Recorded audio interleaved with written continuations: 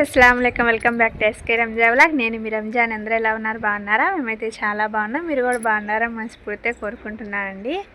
ఈరోజు అయితే మబ్బు బాగా పట్టింది, చల్లటి గాలి వస్తుంది. మేమైతే టెర్రస్ మీదకైతే వచ్చాం. హాయ్ చెప్పు లోహిత.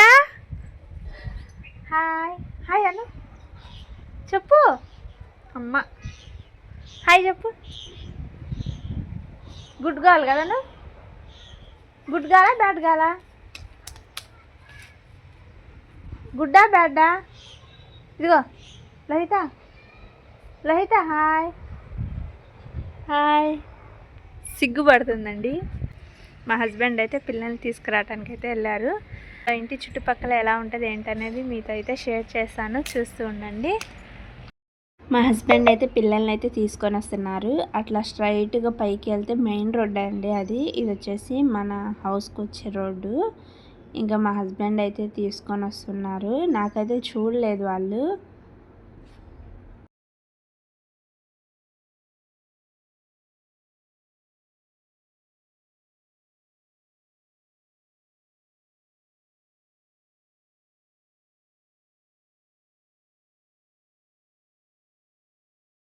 అయితే స్కూల్ నుంచి ఇప్పుడే వస్తున్నారు.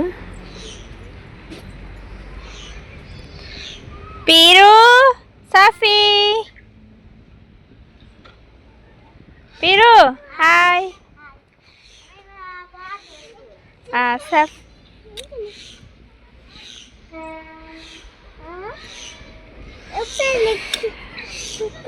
అంకుల్ అరుతుడు.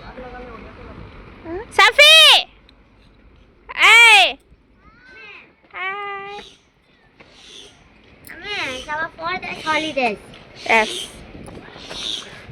పీకలోళ్ళు అయితే వస్తున్నారు. పీకలోళ్ళు అంటాం మేము, దాసరోళ్ళు పీకలోళ్ళు అలా అంటారు.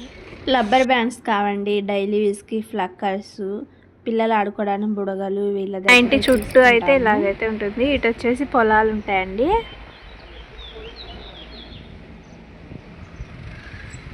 ఇంకేటైతే మా ఇంటి యాప్ చెట్టుకి అయితే బాగా పూత వచ్చింది. చెట్టు కూడా పెద్దదైంది. ఇక్కడ వచ్చేసి రైల్వే స్టేషన్ అయితే ఉంటుంది.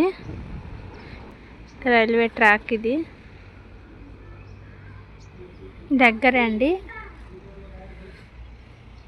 ఇటు వచ్చేసి ఇల్లులు ఉంటాయండి. మనది వచ్చేసి ఫస్ట్ ఎంట్రీ అండి. ఇంకా పైన ఉంటాయి ఇల్లులన్నీ అటు సైడు. తనైతే ఆడుకుంటుంది. ఇటు చుట్టంతా ఇలాగైతే ఉంటుంది. రా లోహిత. ఈరోజు క్లైమాక్స్ అయితే చాలా బాగుంది. మబ్బు అయితే పడ్డది. 4 తుప్పలు అలా పడిపోయాయి.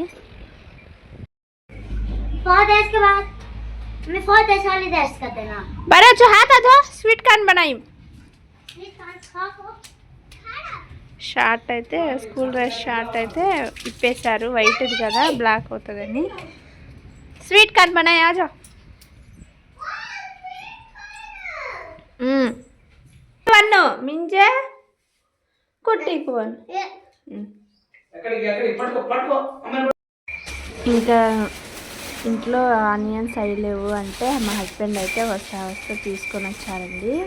ఆనియన్స్, కొత్తిమీర, పుదీనా అయితే తీసుకొని వచ్చారు. గాలి అయితే ఫుల్గా వస్తుంది. అంతా ఊడ్చేసాను. మళ్ళీ పడ్డదండి ఇంతంతా. శుభ్రంగా ఊడ్చేసి నీళ్ళు కల్లాపు చల్లేసాను నీళ్ళతో. కాకరకాయ ఫ్రై అయితే చేస్తున్నాను. నేను కాకరకాయ ఫ్రై ఎలా చేస్తాను ఏంటనేది చూసేయండి. ఫస్ట్ అయితే కాకరకాయల పైన పొట్టు తీసేసుకొని శుభ్రంగా వాష్ చేసుకొని రౌండ్గా కట్ చేసుకున్నాను. ఇలా కట్ చేసుకున్న వాటిని ఒక బౌల్లో వేసుకొని ఉప్పు తగినంత వేసుకొని కలుపుకొని పక్కన అయితే పెట్టేసుకోవాలండి. ఈ కాకరకాయ నుంచి వాటర్ అయితే ఊరుతాయి.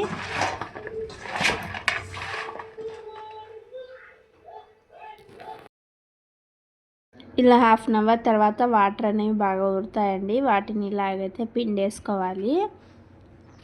ఇలా వాటర్ లేకుండా పిండేసుకోవడం వల్ల కాకరకాయలు చేదనేవి ఉండవు. ఇలా అన్నీ పిండేసుకుంటే వాటర్ అయితే ఇన్నైతే వచ్చాయండి. ఇంక ఈ వాటర్ని అయితే పక్కన పెట్టేసుకోవాలి. స్టవ్ వెలిగించుకొని కడాయి పెట్టేసుకొని తగినంత ఆయిల్ అయితే వేసుకున్నామండి. ఆయిల్ వేడైన తర్వాత ఈ కాకరకాయని ఆయిల్లో అయితే వేసేసుకోవాలండి. తగినంత ఉప్పు పసుపు వేసుకొని కాకరకాయలో కలిసేలాగా కలిపేసుకొని మూత పెట్టేసుకొని మధ్య మధ్యలో కలుపుకుంటూ లైట్ గోల్డెన్ కలర్ వచ్చిందాకా ఫ్రై చేసుకోవాలి.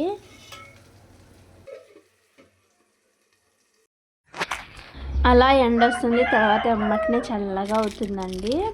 ఇంక నేనైతే కరివేపాకు కోసం అయితే వచ్చాను. మా ఇంటి పక్కన ఇంకా తెలిసిన ఆంటీ అండి. ఇంకా కరివేపాకు అయితే కోసుకోవడానికి వచ్చాను. ఫ్రెష్గా బాగుంటుంది. నాకు ఎప్పుడు కావాలనుకుంటే అప్పుడు వచ్చి కోసుకొని వెళ్తాను. ఏమన్నారండి ఆంటీ, ఇంకా చెట్టు అయితే కొట్టేశారు, మేము రాకముందే కొట్టేశారంట. ఇంకా ఎగురొస్తూ ఉంటుంది.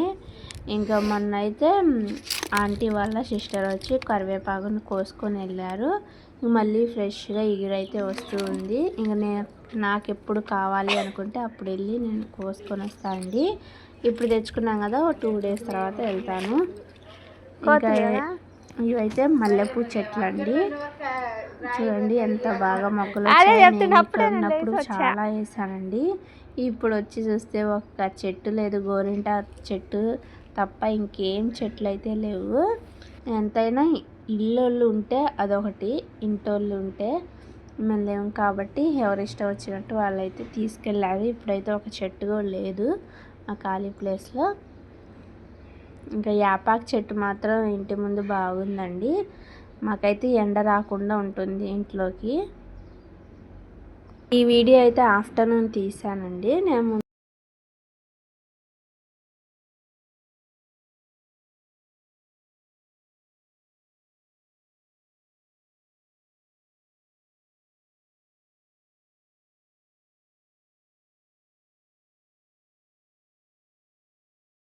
కాకరకాయలు అయితే ఇలా ఫ్రై అయిపోయాయండి. మరీ నల్లగా అయితే ఫ్రై చేయను నేను, కొంచెం కచ్చా పచ్చాగా ఉన్నప్పుడే ఫ్రై చేసుకుంటాను. మరీ ఎక్కువ ఫ్రై చేసుకున్న కరకర బాగుండదు. ఇంక ఇప్పుడైతే పోపు దింజలు అయితే వేసుకున్నా అండి. ఆ పోపు దింజలు కూడా ఫ్రై చేసుకుంటాను. 2 రెమ్మల కరివేపాకు అయితే వేసుకున్నాను. ఇప్పుడు అంతా కలిసేలా కలిపేసుకొని కారాన్ని అయితే ప్రిపేర్ చేశానండి. ఈ కారం వేయడం వల్ల కాకరకాయ ఫ్రై టేస్టీగా వస్తుంది. నేను ఈ కారం ఎలా చేశాను ఏంటి అనేది చూపిస్తాను, చూసేయండి. ఈ కారం వేసుకున్న తర్వాత ఈ కారాన్ని కాకరకాయలో కలిసేలాగైతే కలిపేసుకొని 1 నిమిషం పాటు ఉంచేసుకొని స్టవ్ ఆఫ్ చేసుకోవడమే అండి. ఎక్కువసేపు ఉంచడం వల్ల కారం అనేది నల్లగా అయిపోతుంది. ఈ కారం ఎలా చేసుకున్నానో చూపిస్తాను. మిక్సీ జార్లోకి వెల్లుల్లిపాయ, ఎండు కొబ్బరి వేసుకొని బరకగా గ్రైండ్ చేసేసుకోవాలి. ఇలా గ్రైండ్ చేసుకున్న తర్వాత తగినంత కారాన్ని అయితే వేసుకోవాలండి.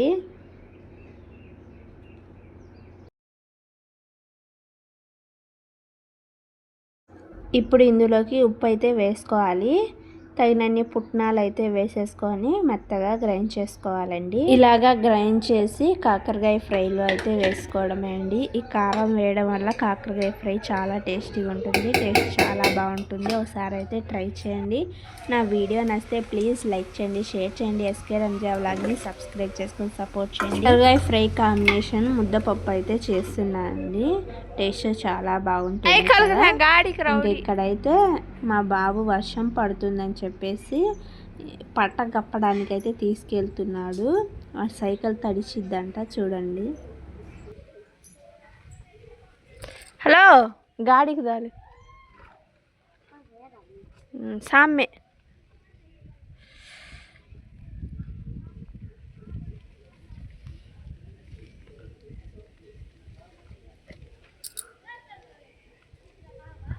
आहा वो डप्पा खाने आउँछु, म खाने आउँछु।